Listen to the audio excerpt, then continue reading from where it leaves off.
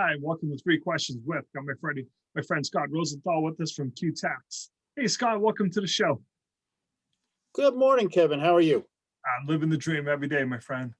Scott, today I asked you to join the show because I want you to offer 3 tips about mileage.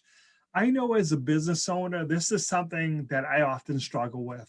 My record keeping isn't as good as it should be. Luckily, I have a wife that helps me with that and keeps me on track. But I find people just don't track their mileage. And then at the end of the year, they're scrambling. What's the tips? How do I make sure I don't do this?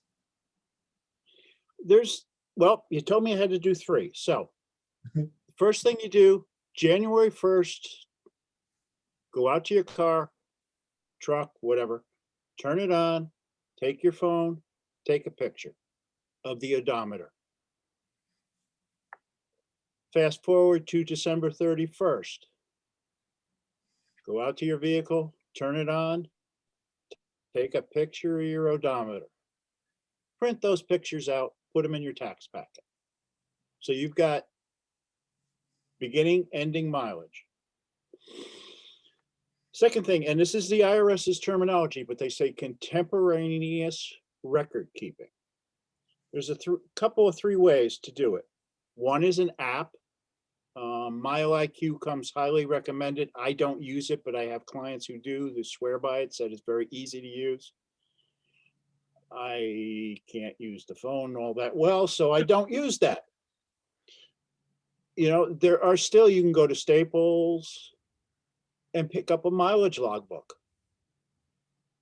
The thing with the mileage logbook, it gets lost. You know, it works. It works if you keep it and keep it in a safe place. It works fine.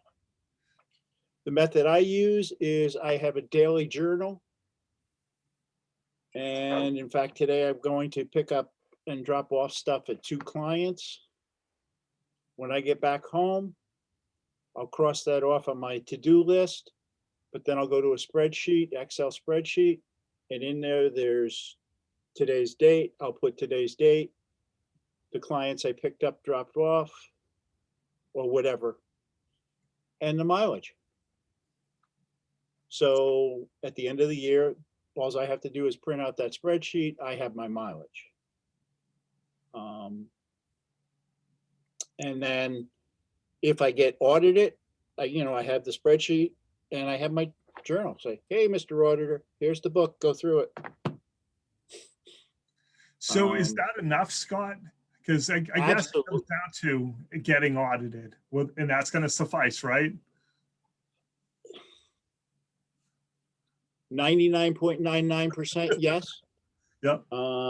Unfortunately, there are bad days with the auditor, but yes, and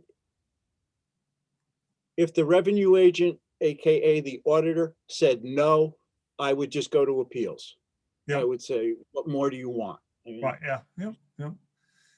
But the key is keeping track as you go, right? That's kind of the easiest way to do it, obviously. The contemporaneous records are, yeah. So now, like I have a question. I have friends that don't do this, Scott. They do exactly what you said, January 1st, December 31st, but they don't keep track of any of their personal mileage because that's not business. So just trying to do January 1st and December 31st, you have to back out your personal use. Can I just use a formula? Can I be like, it's 80-20? No. I didn't think so. Let me rephrase that. Yes, when you hit, if I was to prepare your taxes, my job is not to be your auditor. Yep. My job is to say, okay, he drove 1,000 miles and it's 80 personal, 20 per business, 2,000 or 200 miles. That's what I put down. Yep. I will say, Kevin, this ain't right. If they come after you, you need to be able to prove it. Now, one way, and again, it's not going to prove the breakdown. Yep. Well, nothing's going to prove the back, but using the app, a mileage log, my method, all that will substantiate that. And that's the key.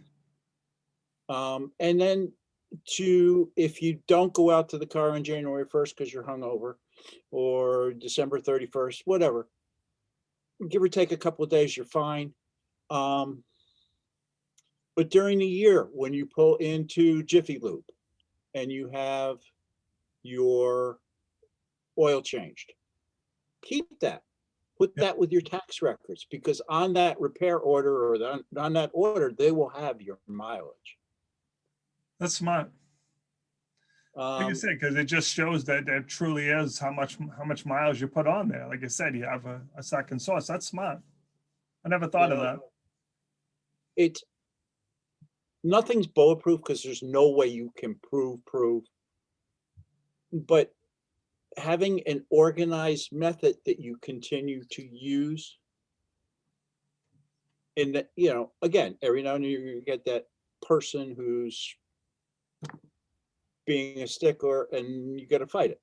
Yep, absolutely. So, but the 20-80 or 80-20, or as a lot of clients, I don't have clients in the office anymore, they sit back and look at. And I have gone up and I've looked at my ceiling. There are not numbers up there. There's no numbers on it. There's no numbers. There's no, I'm laughing, Scott, because I literally have done that. So that's why I thought it was pretty appropriate and stuff. But yeah, I mean, as long as you do it, and you don't have to do it every day. Once a week, where you're showing, okay, I did this, because no one's memory is good enough come March. Right, yeah. No chance. To say, okay, I looked at my calendar and I saw Scott Rosenthal sitting there on June 1st. Where did I meet him? Yeah, exactly. I've done that.